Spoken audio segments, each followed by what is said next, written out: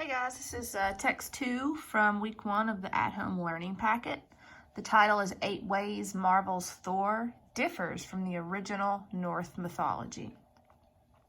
Although Marvel's rendition of Thor retains many aspects of the original Norse mythology, it's unsurprising that the writers changed a few key elements of these ancient myths in order to bring them into the world of superheroes. There are obvious things, like the addition of spaceships, shawarma joints, and enormous green rage monsters. But there are many subtler alterations Marvel made to these Scandinavian stories that might go unnoticed by the untrained eye. Here are 8 ways Marvel's Thor differs from the original Norse mythology. Number 8, red hair and a beard. Nowadays, when you picture the god of thunder, it's probably the piercing blue eyes and golden blonde hair of Chris Hemsworth that comes to mind.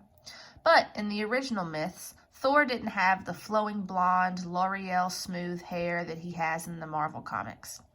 Traditionally, Thor is red-haired and red-bearded. Stan Lee and Jack Kirby did initially consider a red-headed version of Thor, but ultimately decided to go with their own design of the character, one that Mr. Hemsworth does an impeccable job of bringing to life. 7. Loki is Hela's father, not Odin. Although Loki may not seem like the parent type, he fathers many children in the original Norse myths. Unsurprisingly, his offspring are a rather unsavory bunch, particularly the 3 born to him by the giantess Angrboda.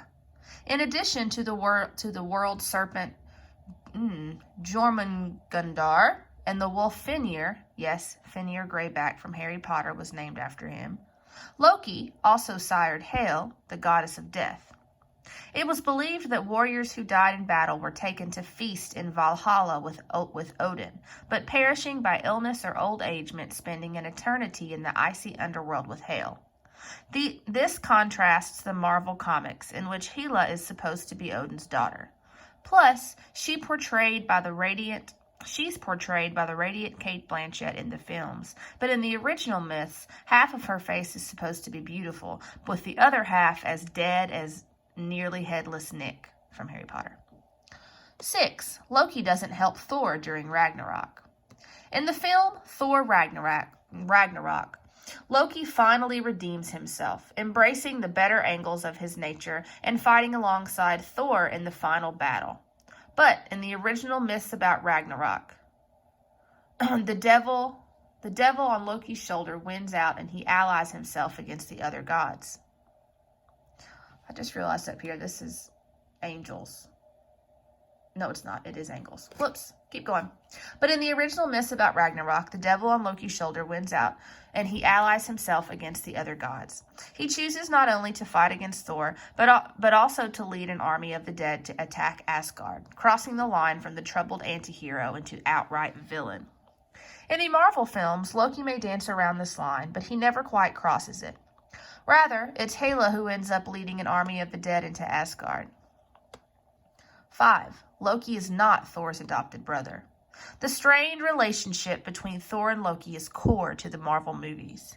If it weren't for his difficult relationship with his brother, Loki never would have attacked Earth, and the Avengers would have assembled, and we never would have found out how good of a chaser shawarma is for alien invasions. But in the original mythology, Loki is no brother to Thor. In the Prose Edda by Snorri Sturluson, Loki is actually a stepbrother of Odin's.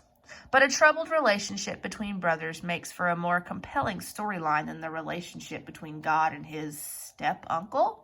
So we can understand why they went their way. 4. Mjolnir doesn't let Thor fly. In the films, we also see Thor swing his hammer around and take off after it like a rocket launching into space. But in the original mythology, Mjolnir does not grant Thor the ability to fly. Rather, it's his chariot, drawn by the 2 goats, Tooth Gnasher and Tooth Grinder, that allows him to soar through the skies like a lightning bolt. Although flying around with the god of thunder probably sounds like a great career for the likes of a goat, the job does come with its drawbacks. Unfortunately for the poor goats, Thor has been known to slaughter Tooth Gnasher and Tooth Grinder for supper. But to be fair, he always makes sure to resurrect them the next day using his hammer. Number 3, Thor marries goddess Sif. Unsurprisingly, Thor does not in fact date an American astrophysicist named Jane Foster in traditional Norse mythology.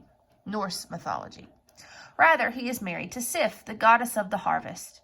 Interestingly, it is Sif, not Thor, who is known for her flowing golden hair in the original myths.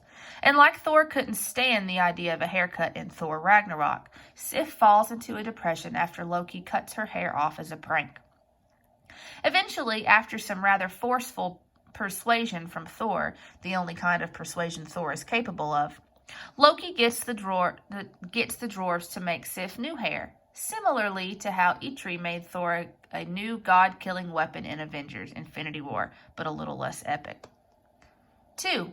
Thor needs gloves to wield his hammer.